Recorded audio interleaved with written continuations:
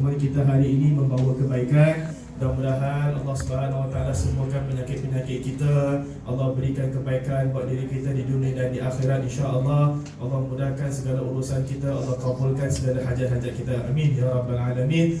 Atas niat ini dan apa jua niat yang baik, wa ila hadratir Rasul sallallahu alaihi wasallam. Al-Fatihah.